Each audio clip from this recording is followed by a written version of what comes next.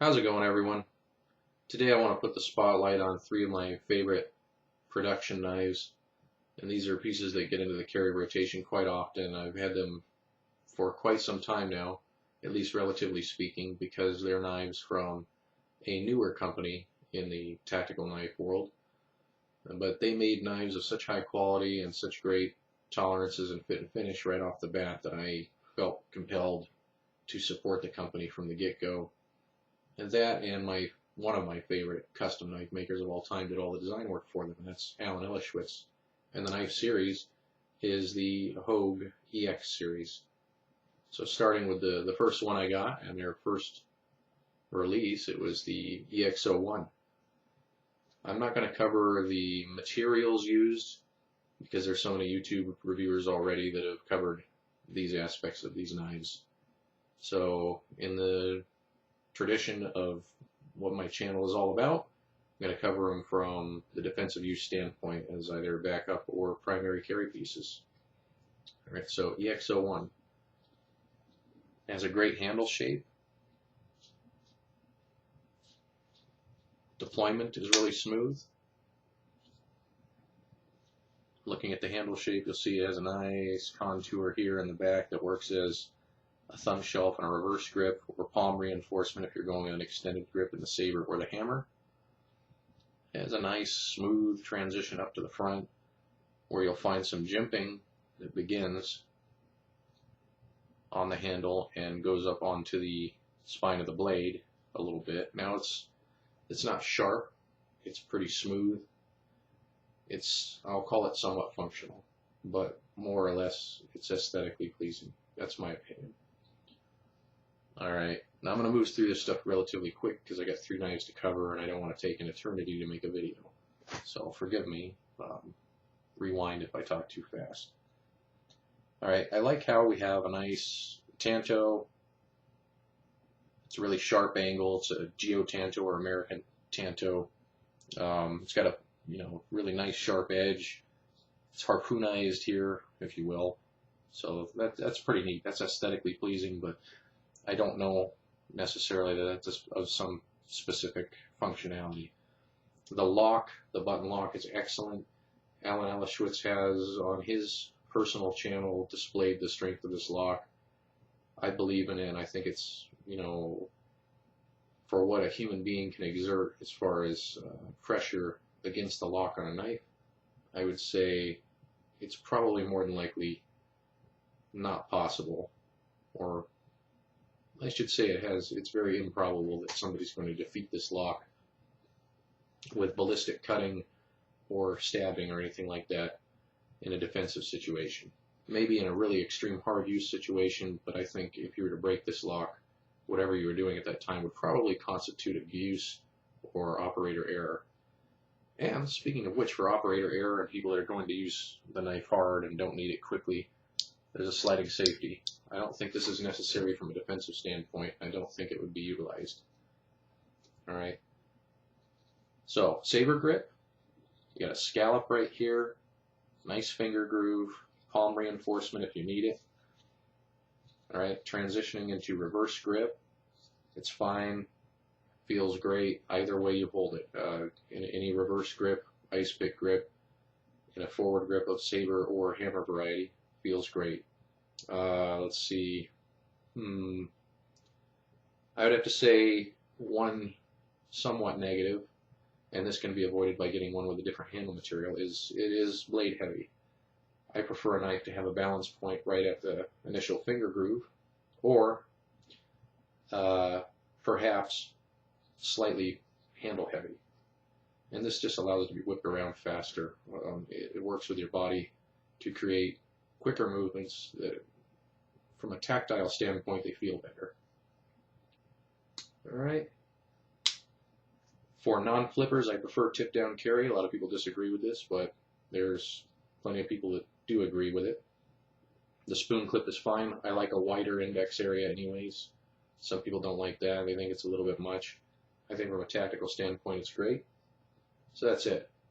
Hogue EX01. Moving on to the next one in the series, the Hogue EX2 or EX02. Alright, this initially comes with a pocket clip which is, all right, in the tip down position. For a flipper, tip up, because when you remove it from the pocket, you're right there at the flipper, okay, and it just makes sense. Got this one in the G-Mascus, the green G-Mascus, available in different colors. Once again, we're not really going off on tangents about the materials here. There's fine materials used all around for these Hogue knives. All right, the handle. Ergonomically, now we don't have any catch or pinky hook at the back here. That's a semi-negative for me. I like to have a pinky hook or a catch of some sort. Some, you know, even the EX1, I'm going to bring it out here. Even the EX01 has a gentle slope. At least it's something for that on for retractile purposes. It helps catch at the back of your hand, you know, for withdrawal or whatever, or if you're moving around with speed, it actually assists with the handling of it.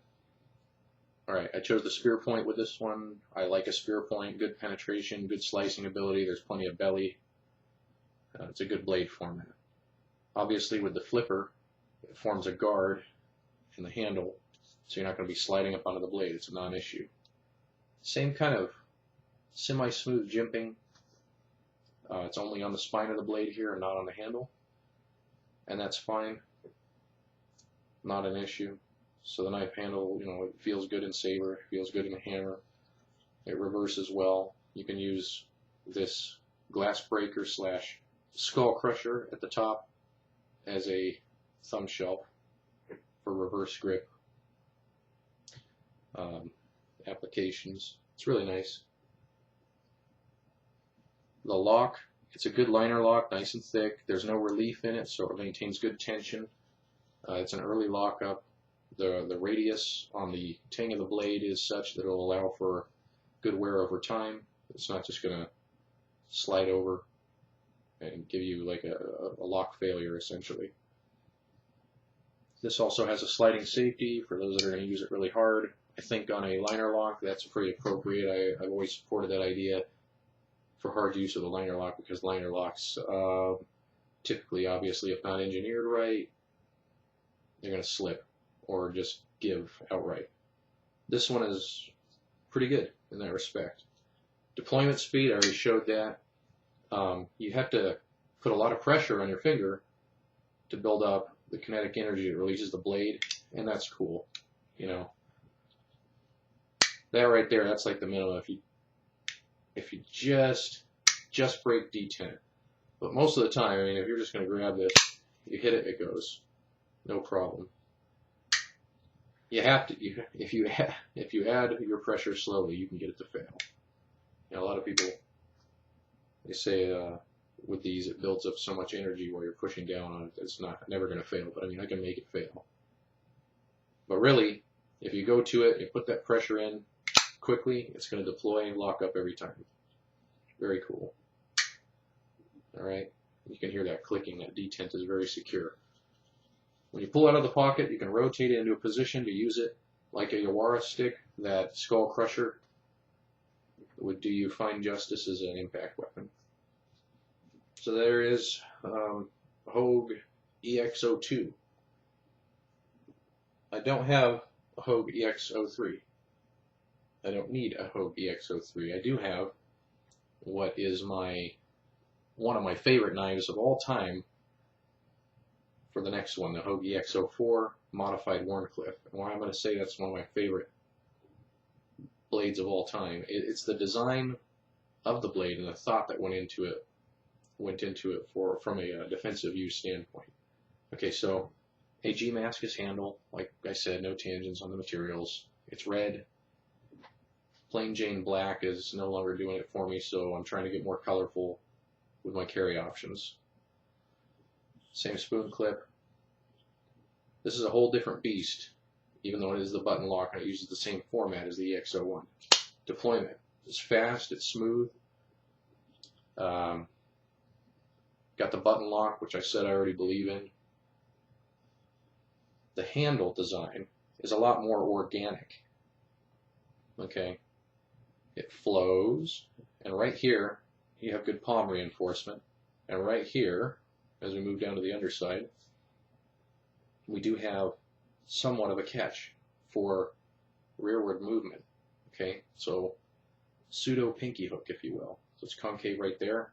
It swells. We've got a scallop right here and a finger groove to prevent forward movement. And it's subtle, but it will do its job. Your hand's not going to slide up onto the blade. Now, Alan Ellishwitz put a lot of thought into this blade design, the geometry of it, which is what I like. Sometimes people throw blades together. They're just, oh, it's a clip point, it's a drop point with a swedge, without a swedge, it's a sphere point, it's a tanto, it's a geo tanto, it's a traditional tanto, whatever. But, you know, they go, okay, it's got belly, it'll cut, it's got point, it'll stab. This one, a lot more thought went into it, and I'm surprised it's not more popular. I don't see a whole lot of reviews of it from its defensive use standpoint. Alan Ellishwitz did one himself. I guess it's the official knife of Pakiti Tercia training group, and so they took it pretty seriously. He demonstrates it with the pork man, you know, rattan stick with the meat attached to it and whatnot. It's cool. Watch the video. But just to describe in a general sense how this works, because I'm not a scientist, I'm not going to get into the really technical aspects of it. Here we go. You'll see this concave groove that runs, it's very shallow, it runs all the way the length of the blade. And then there's a flat grind below that. So what happens when you're cutting material, the material that's cut goes to the depth of the flat grind, and then basically this is a pocket of air now. So the whole blade glides down like a hot knife through butter until it hits something hard enough to stop the blade. And that's displayed in the video that Alan put out. Very cool. So what you get is something that slices and dices like nothing else. It's amazing. It'd be like the realistic or the reality of the mythical Ginsu of the 80s, right? So pretty cool. Let's see here. This right here, this part where it's concave and then concave again, that may be purely aesthetic. I don't know if that was outlined by Alan or not. So it's pretty cool. Either way, the look of it, the profile of it is really neat. Okay, so you've got a slight recurve going up to a belly into another slight recurve. Just look at that blade profile for a minute. It's cutting geometry excellence. Just watch the demonstration that Alan did with his friends or associates. Just check it out. Now the point. All right, so the point does not, there's no swedge here or false edge. So we have is a flat that goes right down to the point. Now this is called a modified Warncliffe. I'm gonna, you know, it looks like a reverse tanto. Kind of, but it doesn't have a swedge or anything. We'll just go with it. Modified Warncliffe. Okay, so there's a flat instead of a swedge. Basically, what happens is, now I'm not going to cut my fingers here for your amusement, but I am going to use my fingers to display the idea. Capability-wise, this enlarges the wound channel. So, when you penetrate the material, the flat part meets resistance, the edge, all right, allows it to cut, but because of the slope, it forces the edge downwards, thereby making the wound channel bigger. That's impressive thought that went into the design of this blade. So I love it. There it is, EX04, Alan Ellishwitz and Hogue. I fully support Hogue and Mr. Ellishwitz's endeavors. Guy's a mad genius when it comes to knives. I've owned two of his custom pieces. They were from the 90s, you know. I've moved on to other endeavors collection-wise. Someday I'll come back into some of his custom stuff, but for now I'm focusing on other things, and that's what I got. It's good stuff. If you like to buy custom stuff, Allen Ellisfritz, 2 thumbs up. If you like to buy production stuff, high-end tactical, Hogue, 2 thumbs up. This is good material. As backup defensive pieces or primaries in areas where firearms are not allowed, these are excellent pieces that would serve you well. Well, as always, thank you for watching my videos. I hope you all enjoyed, and I'll see you next time.